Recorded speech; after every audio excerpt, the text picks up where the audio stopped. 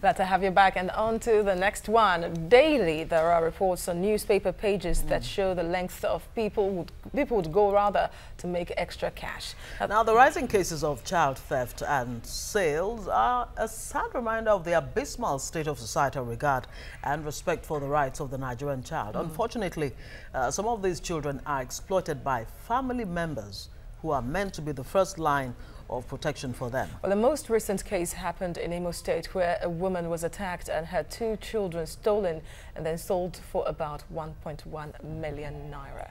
We have child rights activist Taiwo Akinlami with us in the studio to talk to us more about this. Akinlami? Yes, Akinlami. Akinlami, just to come to me now. Yeah, you're welcome. Good morning to you. Thank you so much for having me. Yes, it's a pleasure to be here. Of course, it's good to smile right now before we go into the topic, because it's quite sad, and that's the state of the nation in Nigeria when it comes to child rights protection. How has it been difficult, or how bad is the situation, first off, really, right now? Well, I would say that you know, there was a report on violence against children, 2014. That was a report endorsed by the federal government, sponsored by UNICEF and a couple of other organizations, international organizations. And it was found that abuse has become very rampant in Nigeria. That is violence against children. We talk about physical abuse, sexual abuse, neglect, and emotional abuse. Now, the report found that 6 out of every 10 Nigerian child has experienced one form of abuse or the other. And the report goes further to say that they experience these abuses at multiple levels. So that a child will experience physical abuse, sexual abuse, and neglect, one child, and all of that. So the conclusion, therefore, is that everybody responsible for care must be ready to embrace what we call priority of actions. And what is this priority of actions? Is the fact that we have to invest in protection of children. Heavy investment, beginning from establishing systems within organizations and within families that ensure the protection of children. Okay, now you talk about the protection of children, and it behooves on the family to protect the children. But then again, the family, the loved ones, the ones who are supposed to be protecting the children, are the ones who are actually abusing them the most, whether it's sexually, psychologically, in different ways that you want to even begin to imagine. Perpetrators. Exactly. So what do you do in that kind of situation? Well, I think these are the issues. We cannot remove the Nigerian child or the Nigerian family from the state of the nation. Now, the state of the nation today is chaotic. People are looking for ends meet. And in the process of looking for ends meet, one way or the other, they abandon their children. And when they abandon the children to those who are supposed to be members of the family, but they are yet strangers. Because strangers are people you cannot vouch for. So if you leave your children to strangers because they are related to you, because they are members of your family, then you realize that you will get the kind of results we get. Now, this is the point. The point is, in this country today, we give mental notice to the protection of children instead of actual notice. Now, what is mental notice? What do you mean by that? Mental notice is just to take a cursory look of the fact that children exist. Now, you don't have any specific plan, both at the family level and at the national level, to ensure that children are protected. Now, what is actual notice? Actual notice simply means that to anticipate the needs of children, to anticipate the threats to them, to make adequate preparations to meet these needs and mitigate these threats well before they arise. Now, if the family is not in that mode, if the state is not in that mode, if the community is not in that mode, if the international community is not in that mode, then you can be sure that our children will be abused. All right, brings me back to what you said earlier about the need for parents and guardians to invest in the protection of children. Yes. Lay it bare for us. How easy would that be? And by that, what exactly do you mean? Now, this is what I mean. There are 4 rings of protection. The first ring is the family that must protect the child. The second ring is the community, neighbors, and the rest of that. Now, the school is in the community, the church is in the community, the mosque is in the community, religious organizations are in the community, the media is in the community. The number 3 ring of protection is the state. The 4th one is the international community. Now, the family in that order. The family is the #1 protection ring. And the responsibility of the community, of the state and the international community is to strengthen the family so that the family can play this critical role of protection. But with the present state of situation in Nigeria, would you say the society has already failed the family there? Yes. So where the society, where the community, the state and the international community do not strengthen the family, or they now begin to arrogate to themselves the responsibilities of family, then we see the kind of failure that we are seeing right now. Now, so in that instance, you now understand there are two sides to this. There are two group of people we are dealing with here. There's the upper crust who have the means to provide a level of comfort for their children. There's now the lower crust who do not have the means. Now, the people in the lower crust are depending on the state, as the state helped them. The people on the upper crust, they are depending on their means. Yeah. I think their means has helped them. That's why in Lagos State today, there are 1,700 public schools competing with 18,000 private schools. So the private school sector has become an alternative to the public school sector. And the people whose children are supposed to go to the public school cannot afford the private schools. And even at that, today Nigeria holds the world record of the highest number of children out of school, 10.5 million. Yes. Nigeria is responsible for half of all the children out of school in the world. Wow. So those are staggering very statistics. Staggering. Now, the point you just raised now, isn't that the real problem? There seems to be no meeting point between the child of the influential and the child of the not so influential, of the poor. I remember when we were going to school, I mean, the carpenter's kid went to school with the governor's kid. Yes. And so there was, you know, that in itself is good for society. So what kind of society are we building where it is, I mean, there's a complete, you know, division, separation between the poor and the rich? There is no meeting point. This is the issue. You know, we live in a third world country. In a third world country, I have said over and over again, we need to evolve our own dictionary to define our social realities. You know, because when you mention child protection, dictionary, to define our social realities. You know, because when you mention child protection in a developed climate, the definition is different in this climate. When you mention a school in a developed climate, the definition is different in this climate. When you look at citizenship in a developed climate, this definition is different here. Now, so this is the point. We say there are some children that are underprivileged. We talk about underprivileged people, and I've kept saying it is a wrong use of terminology.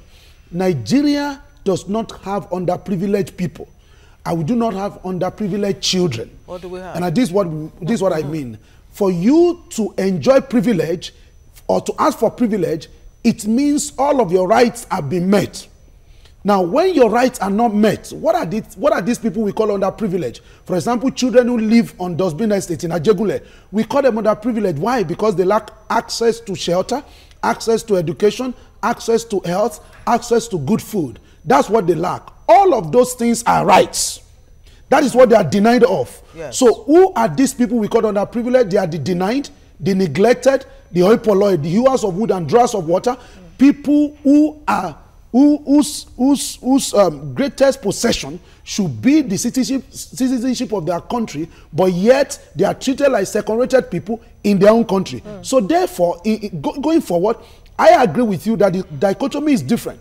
It's completely, there's no meeting point at all. And what we should be interested in is that until we struggle and make a statement for a meeting point, our nation does not have a future, because the children that is not trained today, the children of the hoi polloi, the poor, the drawers of water, the hewers of wood, they are going to become a threat, a major threat to the children of the trade. That is what is going to happen. Yeah. Because at the end of the day, whether we like it or not, if we fly our children abroad and we keep them out of this country, one day they still have to come back home and be part of this country. All right, let's look at coming back. You see that they face the danger that we did not address in the past. Okay, now let's look at the plight of the children, which is of course the focus, being stolen and being sold or abducted.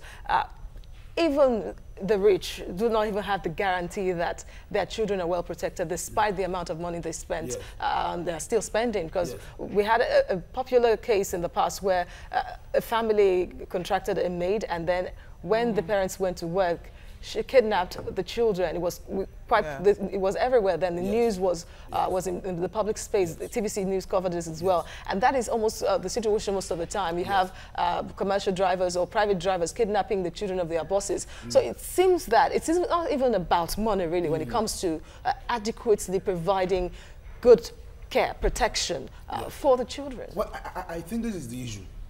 The issue is that when a child is stolen, or a child is kidnapped, or anything happens, there are three categories of culprits. The challenge in Nigeria today is that we focus on only one culprit. And as long as we focus on only one culprit, we're not going to find help. Now, I've been here a couple of times talking about child kidnapping and the rest of them. Now, this is number one. When a child is kidnapped or a child is stolen, for example, the family whose children were stolen, the first culprit is the caregiver. You call them primary caregiver, the parents, who have a duty of care to ensure that the child is protected, because the caregiver is a duty bearer. They have a duty in law to ensure that the child is protected, and the child does not become vulnerable or kidnappable, if there's any word like that, until they drop the ball. Before you continue, let me make this point, because yes, many blame the parents, because in fact the mother said she went online to get to the maid. Instead of going through the normal channel, she just got the maid online and employed her, opened her house to this stranger to become a maid. So the number one culprit is the person or the persons that are supposed to provide care. When they drop the ball and they fail to do what they are supposed to do, the law calls them accessory before the fact, because they created the loophole for the abuser to be able to abuse their children or to be able to kidnap their children. Now, I don't think the real point is about going to OLX to hire a nanny. And if we hire staff on OLX or we hire nanny, we can hire nanny anywhere. The challenge is what background checks did you do before you hand over your child? Because in that particular case, the kidnapper or the thief who stole the children had done it in another family in Magodo phase 2.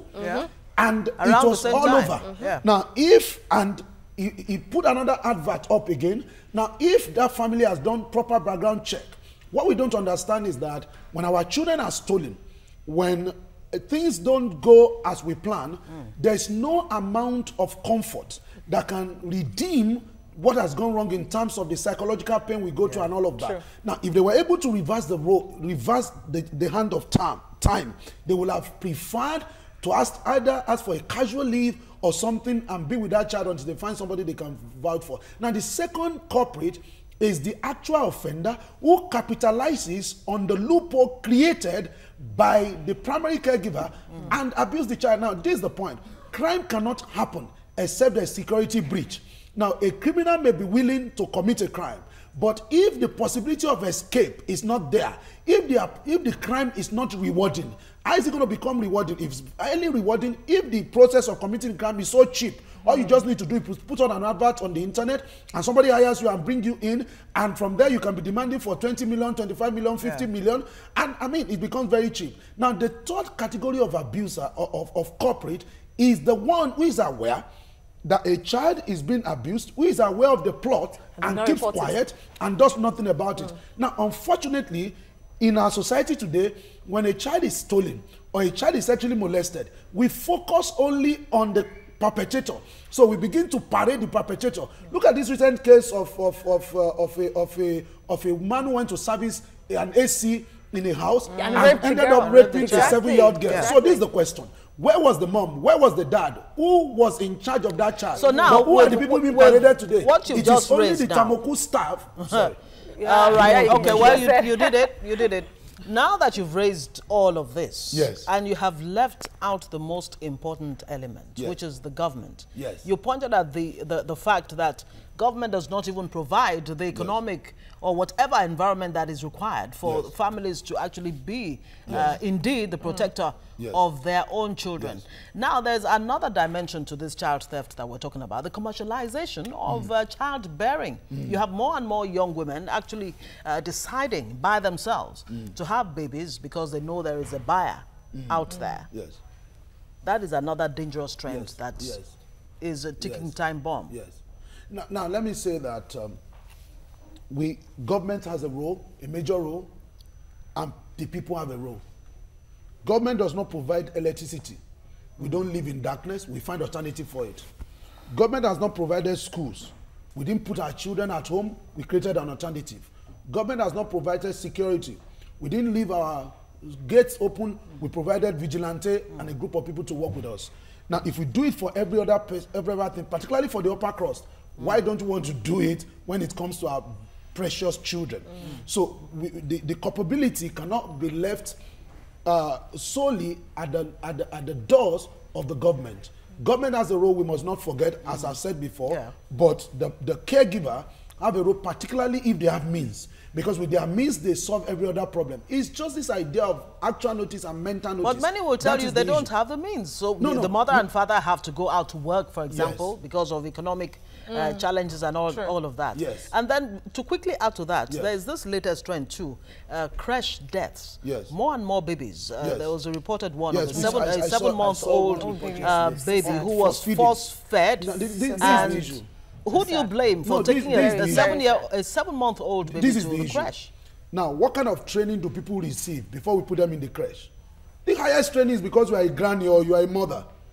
And that is a nanny, being a nanny is a profession for which we do not invest in training. We just keep carrying people because they show up to work, and the parents that are going to put their children there don't ask critical questions. What training does this person who is going to be providing care for my child has?